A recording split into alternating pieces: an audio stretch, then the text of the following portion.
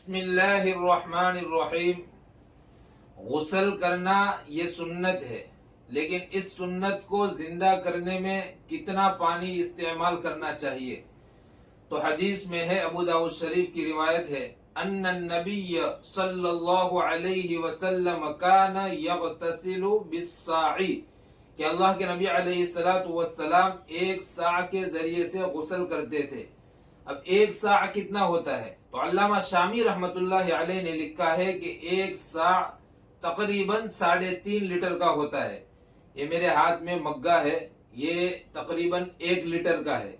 تو 3.5 لیٹر پانی سے اللہ کے نبی علیہ السلام غسل کرتے تھے۔ میں آپ کو بتاتا ہوں پانی بھر کے، یہ 1 لیٹر پانی ہوا برابر، یہ 2 لیٹر، یہ 3 لیٹر اور یہ 3.5 لیٹر۔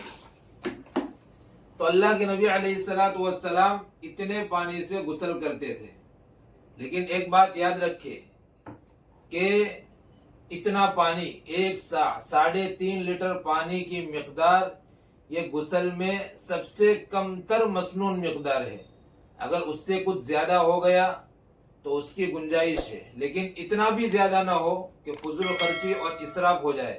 اگر فضول خرچی اور اسراف ہوگا تو پھر یہ مکروہ ہو جائے گا۔